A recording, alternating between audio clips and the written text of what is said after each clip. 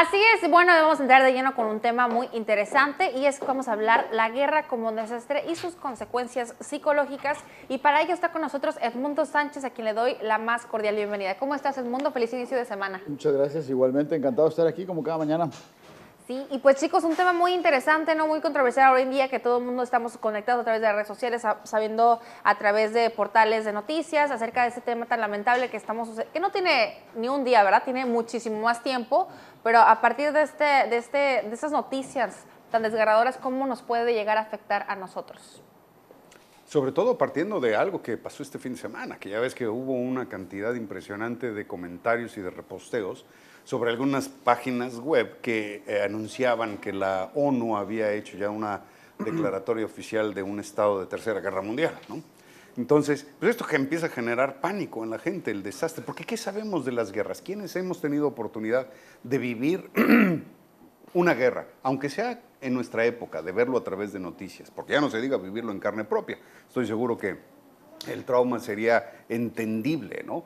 Pero quienes no lo han vivido en carne propia solamente a través de los sistemas noticiosos, muchas veces tienden a ser estos tan exagerados en reportar lo que realmente sucede, con tal de vender más tiraje de sus periódicos o de tener más visitas en sus páginas, que generan un estado no tan solo informativo, sino de terror.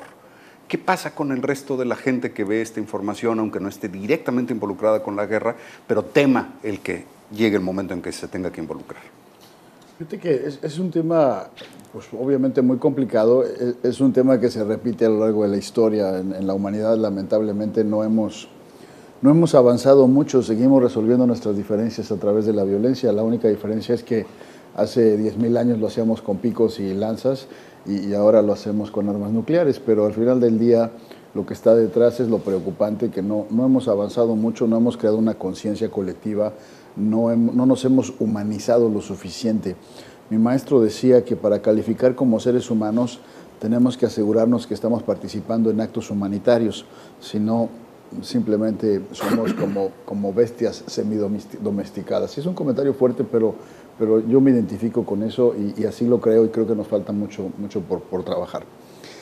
Por otro lado, obviamente mucha de la prensa vive del amarillismo, ¿no? Los titulares de la prensa son lo que venden. Antiguamente yo ya no lo veo, pero cuando yo era joven, era niño, estaban los periodiqueros en las esquinas y era todo un arte el trabajar en el encabezado principal, porque eso es lo que iba a traer en la venta del periódico, que a muchos periodiqueros me daba risa que no tenían una noción mercadotécnica o mercadológica, porque se quebraban el coco para el encabezado, entonces iban de carro en carro con el periódico y cuando veían que alguien lo estaba leyendo se lo bajaban para que no lo leyera, ¿no? O sea, cuando era todo lo contrario, había que dejar que leyera el encabezado para comprar el periódico, ¿no? Pero es muy chistoso, dijeron, no, pues cómpramelo, ¿no? No, al contrario, hay que dar una probadita para que la gente compre el periódico, ¿no? Entonces, el amarillismo está en la prensa y eso siempre hay que tomar una prudente distancia de lo que estamos escuchando. Las cosas no siempre son como son o no siempre son como parecen, o finalmente habrá que analizar.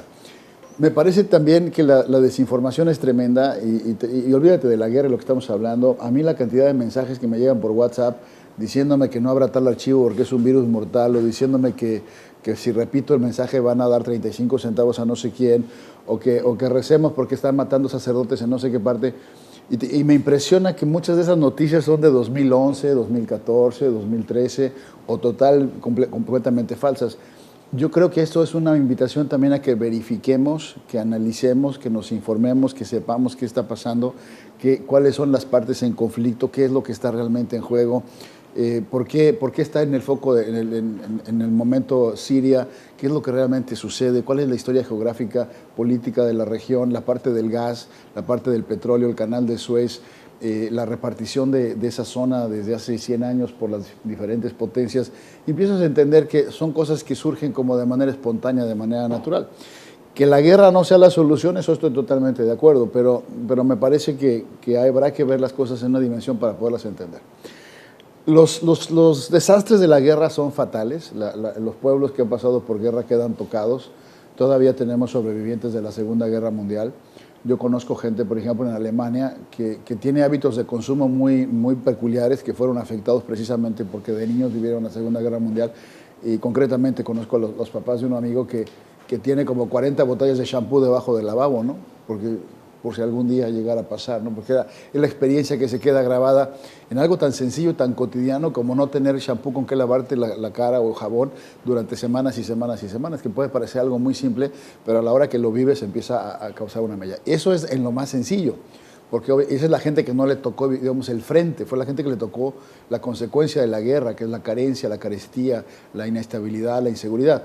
Y después está otro, que eso quisiera también separarlo, ¿no? Es hablar de la consecuencia social, que es el que vive la situación de guerra, donde no hay trabajo, no hay dinero, no hay shampoo, no hay comida, que es terrible. Pero bueno, en muchos lugares se vive así aunque no haya guerra, ¿no? Los países súper pobres, el caso ahorita de lo que está sucediendo en Venezuela, por ejemplo, que es muy lamentable, lo que pasó durante décadas en Cuba, en fin. Hay unos países que se han acostumbrado a adoptar pobreza en esa carencia y que de alguna manera es traumático, es complicado, pero bueno, se saca adelante.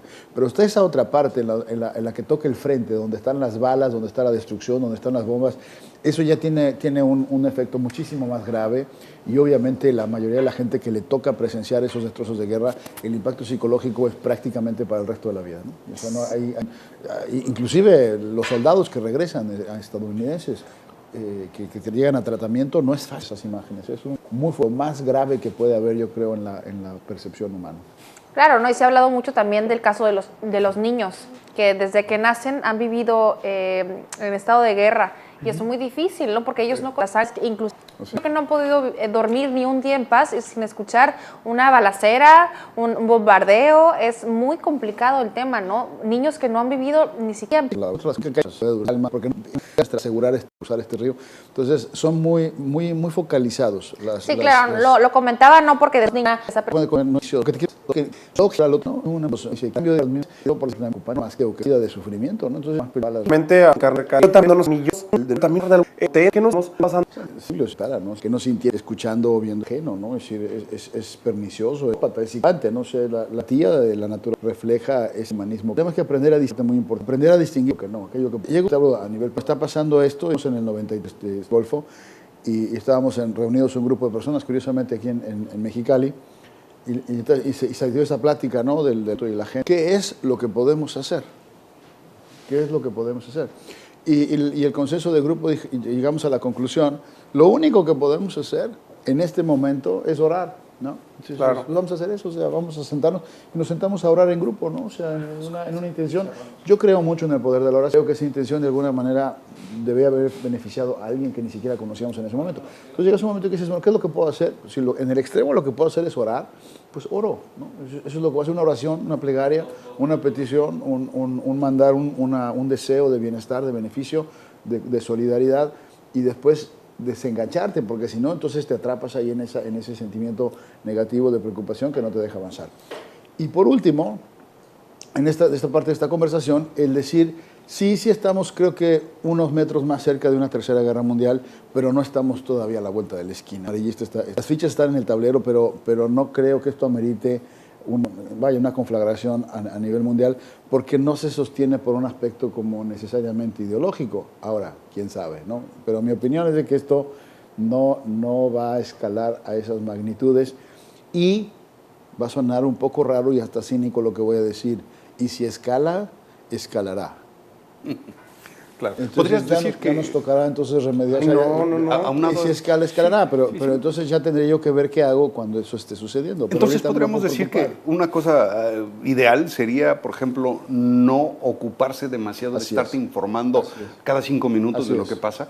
Podrías tal vez, para tomar medidas, y en caso de que fuera necesario, hacer un resumen que una vez a la semana, leerlo, ver las noticias en televisión. ¿Qué recomiendas para evitarte estar contaminando de angustia para nosotros que estamos lejos? Yo creo que en general mejor no, informarte una vez al día es más que suficiente. Las cosas que son como muy importantes, siempre te enteras aunque no veas noticias, ¿no? Es decir, cuando el ataque de las Torres Gemelas en Nueva York, yo estaba hasta dormido, ¿no?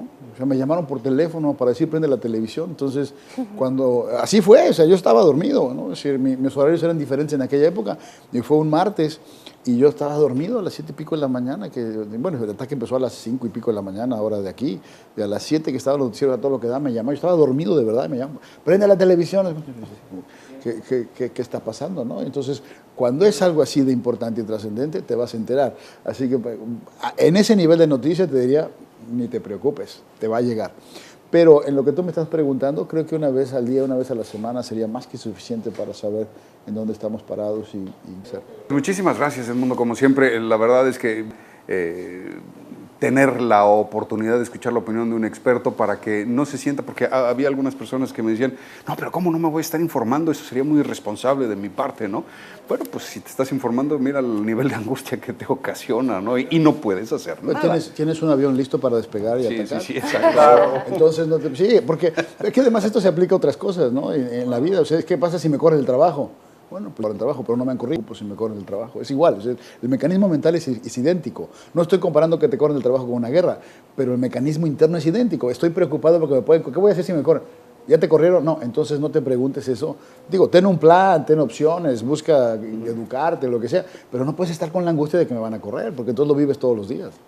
Nos das tus números de contacto, Edmundo, por favor, como Con siempre. muchísimo gusto me pueden encontrar en San Diego, 619-618-2864 y en Tijuana, 664-509-8120. Les recuerdo que mañana martes, tengo la conferencia sobre los 7 secretos de la felicidad, muy relacionado con lo que hemos hablado aquí el día de hoy. Es mañana a las 7 en Cachos Café. Cachos Café está en la esquina de España y Ensenada, en la colonia Cacho, 7 de la tarde, los 7 secretos de la felicidad. Comuníquese conmigo al 664-509-8120. Es un teléfono celular, puede mandar texto, puede mandar WhatsApp, 664-509-8120. Soy Edmundo Sánchez, tu psicólogo de cabecera, que como todos los días te dice, atrévete a mejorar tu vida.